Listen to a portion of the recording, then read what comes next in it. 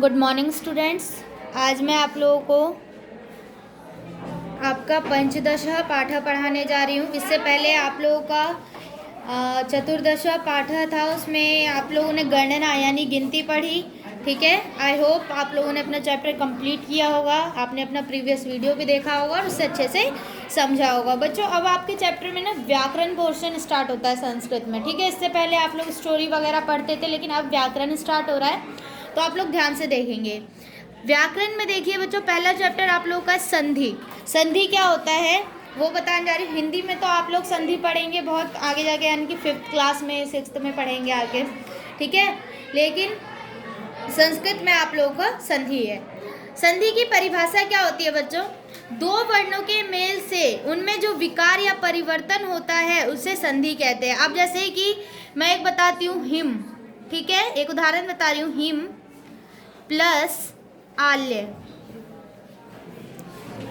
आल्य, ठीक है। हिम का अर्थ होता है बर्फ और आल्य का अर्थ होता है स्थान। ठीक है, दोनों का अलग अलग में भी अर्थ निकल रहा है। ठीक है, लेकिन जब इसको एक साथ जोड़ते हैं तो ये हो जाता है बच्चों हिमालय। क्या हो जाता है? हिमालय। तो इसका भी क्या अर्थ निकल गया? हिमों का पहाड़, हिमालय। ठीक है, आप लोग समझ गए? हिमों का स्थान हिमालय। तो इसका अलग से भी विकार क्या उत्पन्न हुआ है, क्या बदलाव आया है कि इन दोनों की मेल से कुछ अलग बन गया है जिसका अर्थ निकलता है। ठीक है, अगर हम कुछ भी बना देते हैं दोनों शब्द को जोड़कर जिसका अर्थ नहीं निकलता, वो तो गलत होगा, लेकिन दो शब्दों के मेल से सार्थक अर्थ निकलने चाहिए, उसे ही संधि कहते हैं। ठीक है, जैसे इसको मैंने जोड़ा, इसका भी अर्थ था, इस शब्द का भी अर्थ था, और जो शब्द उत्पन्न हुआ इन दोनों के मेल से उसका भी अर्थ निकला, उसे ही संधि कहा जाता है। ठीक है, तो क्या पता है? दो वर्णों, वर्ण किसे कहते हैं? अब जैसे वर्ण बोला जाता है, अ को भी बोला जाता है। ठीक है, अ से अ क जितने भी रहते हैं, ख या ये जो भी है, ये हमारे क्या है? वर्ण या अक्षर, इसको बोलते हैं। क्या बोलते हैं? वर्ण या अक्षर बोलते हैं। ठीक है, तो इनका जो मेल होता है आपस में, मेल तो इन्हीं का होगा ना, कि लास्ट वाले वर्ड का और स्टार्टिंग वाले वर्ड का, इन्हीं दोनों का मेल होगा। तो इन्हें कहते हैं वर्णों के मेल से उनमें जो विकार उत्पन्न होता है उसे क्या कहते हैं? उसे संधि कहते हैं। ठीक है, जैसे कि आप देखिए अ प्लस अ। ठीक है, इन दोनों का जब मेल होगा तो क्या बनेगा? आ बनेगा। ठीक है, और अ के मेल से क्या बनता है? आ बनता है। अब जैसे इस शब्द में लास्ट में क्या है? सुर। अ की आवाज आ रही है क्योंकि ना कोई मात्रा है। जब कोई मात्रा नहीं रहती तो किसका साउंड आता है? अ का साउंड आता है, क्योंकि अ हर वर्ण में छुपा होता है, और यहाँ पे भी अ है। ठीक है, तो इसके स्टार्टिंग में अ और इसके अंत में अ, तो क्या बन जाएगा? आ, इन दोनों के मेल से। तो क्या हो जाएगा? यहाँ पे देखिए सुरा, आ की मात्रा आ गई है, सुरा रिह। ठीक है, फिर यहाँ पे भी और आ के मेल से भी क्या बनता है? आ ही बनता है। आ और अ के मेल से भी आ ही बनता है। ठीक है, तो आप लोग को ये लर्न करना है बच्चों, जब आ और अ मिलेंगे, जैसे यहाँ पे देखिए, यहाँ पे आ की मात्रा है और यहाँ पे अ, तो इन दोनों के मेल से भी क्या बनेगा? आ ही बनेगा। ठीक है, बड़ा आ बनेगा, जैसे कि विद्या, आ बन गया है, विद्या थी, बाकी पीछे का यही है, बस विद्यार्थी, इन दोनों के मेल से आ ही बनेगा। अब एक बार ई वाला देख लीजिए, छोटी ई और छोटी ई के मेल से बड़ी ई ही बनेगा। जैसे कि यहाँ पे रवि, यहाँ पे छोटा ई है ना, और यहाँ पे भी छोटा ई है, तो इन दोनों के मेल से क्या बन जाएगा? बड़ी ई। जैसे देखिए यहाँ पे छोटी ई को बड़ी ई कर दिया गया है। ठीक है, तो रविंद्र, यहाँ पे रवि प्लस इंद्र है, और इन दोनों के मेल से क्या बन गया? क्योंकि यहाँ पे छोटी ई है अंत में और यहाँ पे स्टार्टिंग में क्या है? छोटी ई है, तो इन दोनों के मेल से क्या बता है? बड़ी ई बनेगा, तो क्या हो जाएगा? रविंद्र। ठीक है, फिर है यहाँ पे छोटी ई और बड़ी ई, इन दोनों के मेल से भी क्या बनता है? बड़ी ई बनता है, हरि प्लस बड़ी ई। ठीक है, ईश, हरि प्लस ईश, तो हरीश। इन दोनों के मेल से भी क्या बना? बड़ी ई ही बना, हरीश। फिर है बड़ी ई और बड़ी और बड़ी के मेल से भी क्या बनता है? बड़ी ही बनता है, जैसे नदी प्लस ईश। यहाँ पे देखिए बड़ी की मात्रा है और यहाँ पे बड़ी है, तो इन दोनों के मेल से क्या बन जाएगा? बड़ी ही बनेगा, तो नदीश। ठीक है, अब देखिए छोटा ऊ और छोटा ऊ से क्या बनता है? बड़ा ऊ। जैसे कि यहाँ पे छोटा ऊ है, ठीक है, भानु प्लस उदय, यहाँ पे भी छोटा ऊ है, तो क्या बोला है? इन दोनों के मेल से बड़ा ऊ बनेगा, तो जैसे भानुदय, यहाँ पे बड़ा ऊ लग गया है ना, भानुदय। ठीक है।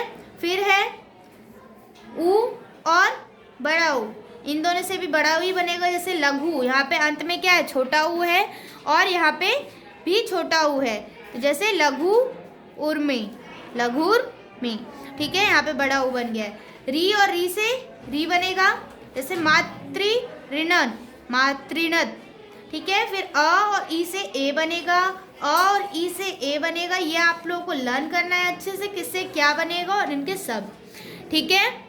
आप लोगों को ये अच्छे से पढ़ना है। अब देखिए यहाँ पे आ और ई के मेल से ए बनेगा, जैसे कि महा, ठीक है। यहाँ पे क्या है, आ की मात्रा और यहाँ पे ई, तो क्या बन जाएगा, ए की मात्रा बनेगी, तो महेश, ठीक है। ए की मात्रा लग गई है, महेश। आ और ए से ए ही बनेगा, बड़ा ए बनेगा, क्योंकि यहाँ पे बड़ा आ है और यहाँ ए है, ठीक है। तो सदा प्लस ए, यहाँ पे अंत में आ की मात्रा और यहाँ ए है, तो सदैव, ठीक है। फिर अ और ऊ से ओ बनता है, आ और ऊ से ओ बनता है, आ और बड़ा ऊ से ओ बनता है, अह और अ से ओ बनता है, और अ और ओ से भी औ बनता है, ठीक है। जैसे कि चंद्र प्लस उदय, यहाँ पे क्या है, अंत में अ का साउंड आ रहा है और यहाँ पे ऊ है, तो चंद्रोदय, ओ की मात्रा लग गई है। अब अंत वाला देख लीजिए, ओ की मात्रा जल, यहाँ पे अ है और यहाँ पे ओ, तो इन दोनों के मेल से क्या बना है, ओ बना है, ठीक है। तो यहाँ पे क्या हो गया, जलौद, ठीक है। अब देखिए आ प्लस ओ, इन दोनों के मेल से ओ ही बनेगा, जैसे जल प्लस औषधम, यहाँ पे अ है और यहाँ पे ओ।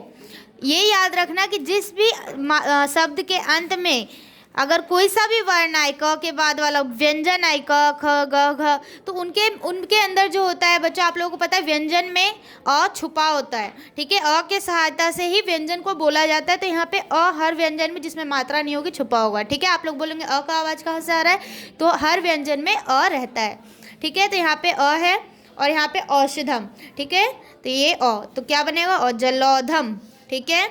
फिर त प्लस ज, आधा ज पूरा ज, सत जन, यहाँ पे आधा त है और यहाँ पे पूरा ज है, तो क्या बनेगा, सज्जन। फिर ई प्लस अ से य, बड़ी ई प्लस अ से य, ई प्लस अ से र, और अ प्लस री से अर, द प्लस अ से व, और बड़ा ऊ प्लस अ से व बनेगा, ठीक है। जैसे कि यहाँ पे देखिए वधु, यहाँ पे बड़ा ऊ है और यहाँ पे क्या है, अ, तो क्या बन जाएगा, व बनेगा। जैसे कि वाधवा गमन, ठीक है। यहाँ पे देखिए द प्लस अ से क्या बनेगा, व, मधु अरी, तो मध्वरी, ठीक है, मध्वरी। फिर है अर, अ प्लस री से अर बनेगा, सप्त ऋषि, यहाँ पे अंत में अ का साउंड है, यहाँ पे री है, क्या बन जाएगा, सप्त ऋषि, ठीक है। यहाँ पे देखिए ई प्लस अ से मति प्लस अपी, यहाँ पे अ है, यहाँ पे छोटी ई है, ई और अह की मात्रा है, विसर्ग है, तो क्या बन जाएगा, मति रपी, ठीक है। तो आप लोग को ये अच्छे से ये पूरे शब्द जितने भी है आप लोगों को लर्न करने हैं, ठीक है। स्टार्टिंग से लास्ट तक जितने भी शब्द है संधि में आप लोगों को अच्छे से लर्न करने हैं, ठीक है। और किसको जोड़ने से क्या बनता है, ये चैप्टर आप लोगों को अच्छे से समझना है, वेरी इंपॉर्टेंट है। ये चैप्टर आप लोगों को बहुत ही अच्छे से आना चाहिए, ठीक है। नेक्स्ट मैं आप लोगों को विलोम शब्द पढ़ाऊंगी, तब तक आप लोग इतना लर्न करेंगे, ओके। और जो नहीं समझ आता वो स्कूल में आके पूछ सकते हैं, ओके। Thank you.